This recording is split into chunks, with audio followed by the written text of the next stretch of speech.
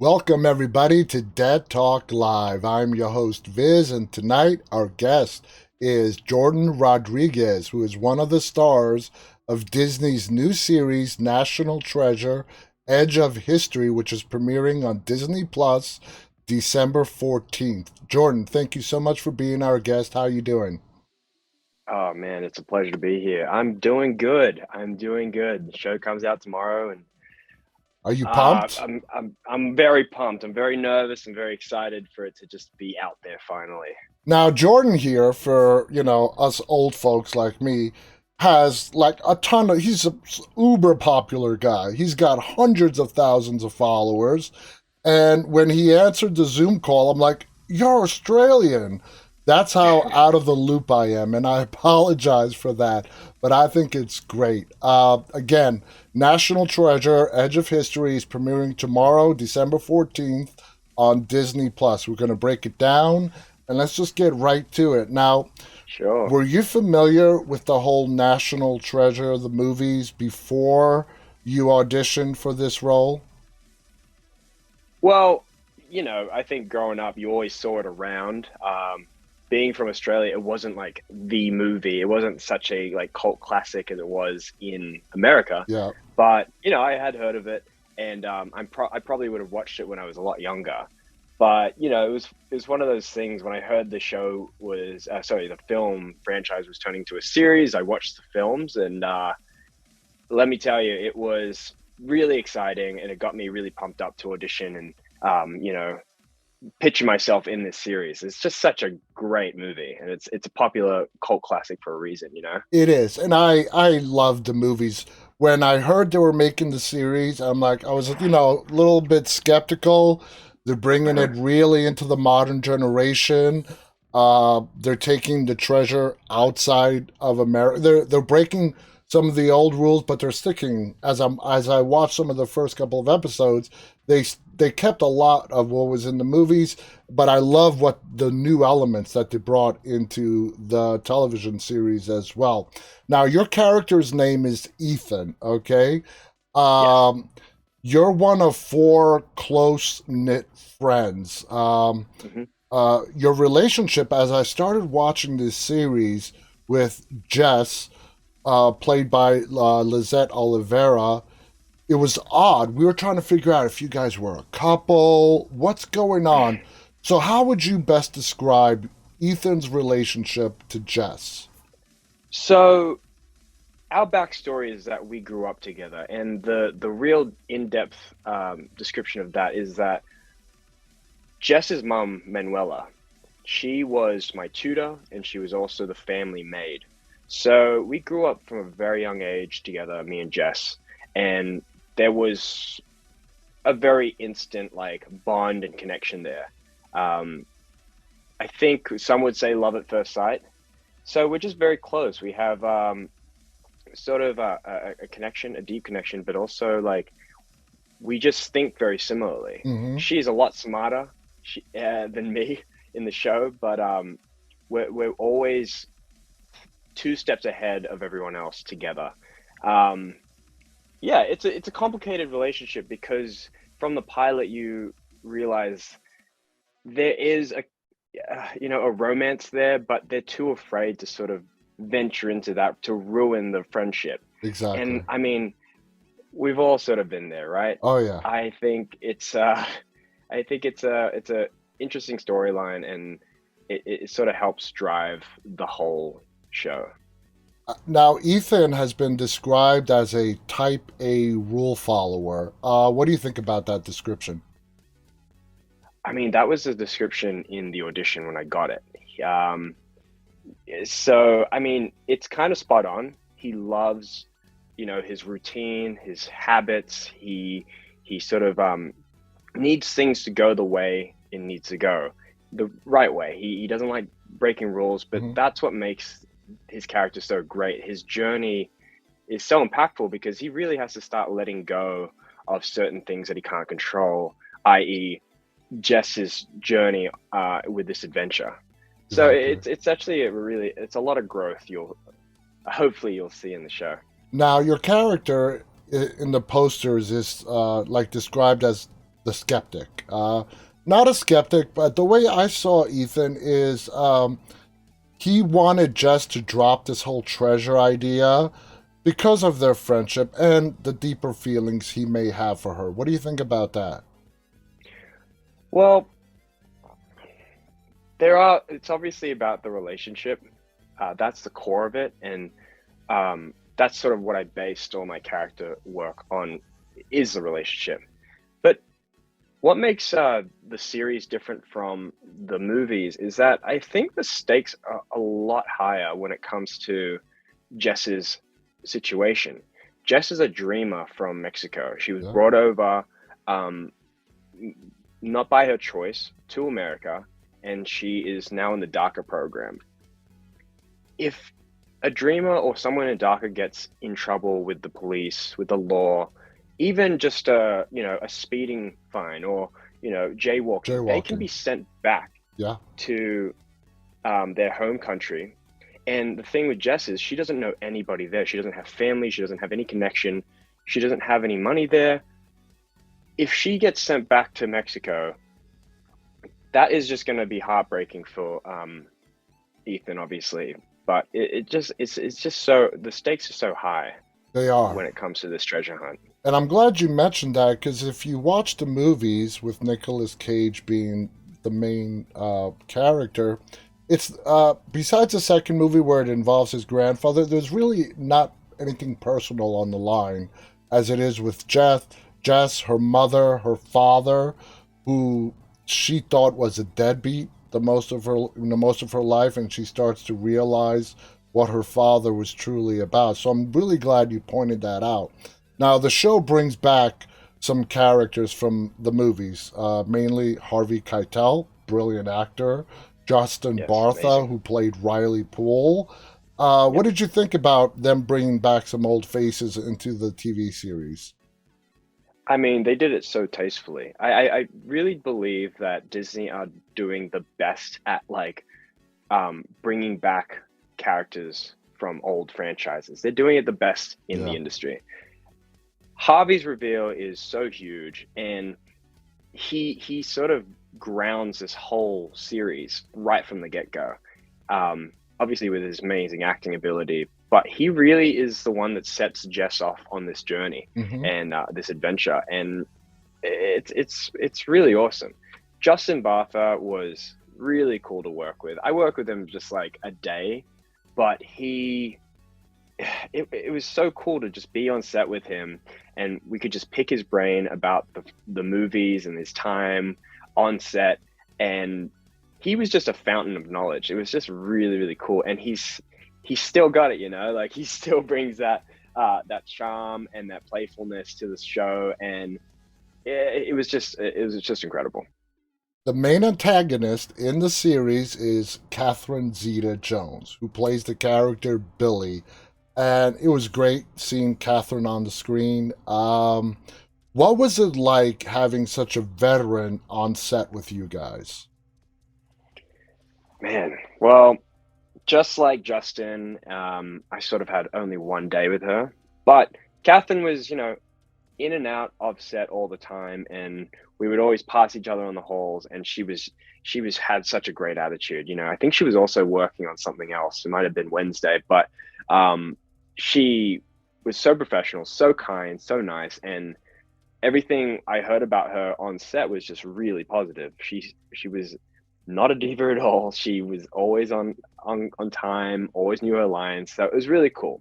It was good to sort of have Catherine on set and holding us sort of like subconsciously to a high degree, which was really Hmm. nice. Um, we have one scene together, and it might involve a stunt. I'm And we'll just going leave to it leave at it there, that. We'll leave it and at we'll that. just leave it there. But she's awesome, She's such a pro, and she's just. I'm so glad we got her on involved in this project. Now, a lot of the interactions with the new characters mirror from the movies. Like we said, Jess is a replica of Nicolas Cage's character, Ben Yeah, Franklin. Now, what I really enjoyed is they brought back some of the monologue where someone starts a thought and another person and then finish it. And that is done with your character, Ethan, and Lizette in, I believe, episode 2, when you guys are watching that video reveal of her mom. When it came to some of the dialogue that you had with Jess, Lizette, uh, did you guys try to mirror the movies and how Nicolas Cage and Diane did it, or how did you guys go about it? Absolutely. Well, the Wibbs, the original writers from the movies, the Wibbleys, Cormac and Marianne, and they definitely wanted us to bring that nostalgic factor to the words and the way Nicolas Cage like created this universe. And so there are little Easter eggs here and there just about how we say certain lines, the way me and Lisette are, finishing off each other's sentences, even the way Nicolas Cage sort of is doing that. Yeah, Yeah, sorry, that thing where he's like saying a word and then it transforms into another word and then transforms into another word and then he goes bingo, that's it. yeah. There was a scene where Marianne and Cormac did want me to sort of emulate that Nicolas Cage reaction. So that was really cool. And I was all for it. Oh, I really wanted to make sure the fans are like still getting that that nostalgic factor. I definitely got it because I was watching that Good. episode too. It brought me right back to the movies. You know, the Oh, dialogue amazing. between those two. Now, did the director give you guys freedom? Okay, when it came to that dialogue, she wanted you to bring nostalgia back. But were you guys given any freedom to inject your own interpretations into your characters? Oh yeah, absolutely. From the beginning, we were workshopping these characters, and they trusted us. Marianne, Cormac, Mira Nair, who directed the first episode, they really all gave us like a lot of freedom to just create our character, and they trusted us. They casted us for a reason, and they didn't treat us like children on set. They really asked, how do you see this scene going? How do you see this storyline going? And I remember, especially in episode 2, we work with Nathan, and that was such an awesome episode because we got to really just dive deep into just what we thought, and we got to have a very open dialogue with every director. It was just a blessing. It really was. Going back to that episode too, and we talked about that where you guys watched the video of Jess's mom. I only got a limited amount of episodes so far, but it's the one scene where the expanded group that's going to go on this treasure hunt is in the same room together watching that video. How did the shooting that scene go with all of you in the same room? Did you guys get it on the first take? Walk us through it. Well, okay, that was actually a really cool day because that was the whole cast on set. The first scene with the whole Scooby Gang. We like to call ourselves the Scooby Gang, but it was really surreal. Lisette had all the heavy lifting that day. She had about 3 pages of monologue. Mm-hmm. To just really launch this series into what it is going to be, and we sort of had to just sort of sit there, respond, and it was cool. My character sort of comes in a little later, Mm-hmm. and he has to sort of play catch up. But once he's on board, like it's all guns blazing from there. I was gonna We ask you. really I'm sorry, I didn't mean to cut you off, but I no, was you're good. I You're was good. gonna ask you about that. Because seeing that video does get you in guns blazing. Again, does that go back to his feelings for Jess, or does he really believe that there is something out there that was hidden in regards to a treasure? I mean, you see in that video how personal it is to Jess. Yeah. Ethan loves Jess. He will do anything for Jess, and he is a rule follower, as we said before, and he is willing to break rules for Jess. And I think that is like, true love. Um, but because it deals with her family, it deals with her history, it's so personal, it's so intimate with her. Like that is the moment Ethan really gets on board with it Hmm. and says, okay, well, if you're gonna do it, I'm coming with you, and I'm gonna make sure you don't get in trouble or die, basically. Exactly. Now, when you guys all got together first for the first time, did it take a while for you guys to warm up to each other, or did you get along right from the get go? Oh man, we were all sort of airdropped into Baton Rouge, a bunch of strangers. But I'll tell you the backstory. When I was chemistry reading with Lisette, I was the last to be cast. They already had like a group chat going, and as soon as I was cast, they launched me into the group chat, and everybody was so kind. Everybody was like, "Here's my number. Reach out if you need anything," And I was the same. And when I we got into Baton Rouge, it was COVID, like COVID hell. So nobody could see each other, and also nobody wanted to break the rules. Nobody wanted to break the Disney rules. So we were sort of just zooming for the first week that we got there, and we're drinking. I don't know if I can say that, but we were Yeah, drinking you and can. playing games, and we're just getting to know each other, and it really felt so great. Like it just felt so right, and we would do script runs, read throughs on our own time. We really just wanted to nail this pilot, basically.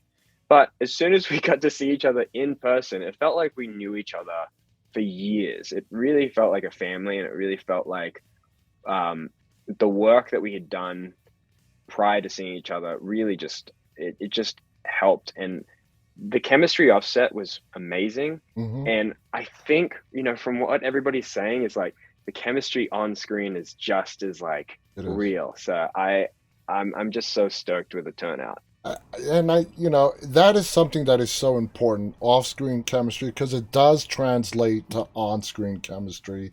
And it's absolutely correct, whoever told you that. You guys come across as being lifelong friends.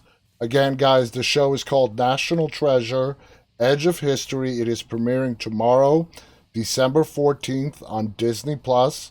If you've never watched the National Treasure movies, watch them. You don't have to see the movies to enjoy this show. It does make references to the movies, but it's not pivotal to the plot line. Would you agree with that? Yeah, absolutely. It's a standalone thing. It's set 20 years later. But watching the movies before any sort of reboot comes out is always really fun Yeah, because you do get the Easter eggs. Just like Top Gun. You got to watch exactly. Top Gun before you watch Top Gun 2, right? Maverick, absolutely. I totally agree. Yeah. Jordan, you're great in the show. Everyone is great. I can't wait to see the remainder episodes when they air. Do you have anything final to say before we go tonight? Oh man, I just hope everybody loves the show. We put a lot of blood, sweat, and tears into this one, and yeah, be kind to us on the internet or the reviews, but like we really appreciate it. Thank you so much for like taking the time to talk to me. Absolutely. And actually, I do have one final question. I don't know if you're able to answer this, but as far as you know, is this a limited one season only series, or is the door open for other possible season? The door is open. Okay. I'm Okay. pretty sure I can say that, but we definitely want a season two. You know, let's make that happen. Hopefully. Absolutely. Jordan, thank you so much. I want to thank our audience, those of you who are tuning in live, and those of you who'll be watching this later on. Again, National Treasure, Edge of History, tomorrow, Disney Plus. Our guest, Jordan Rodriguez, plays the character of Ethan. Thank you guys so much. Thank you to our guests. Until next time, stay safe and Thank stay you. walking. Good night, everybody.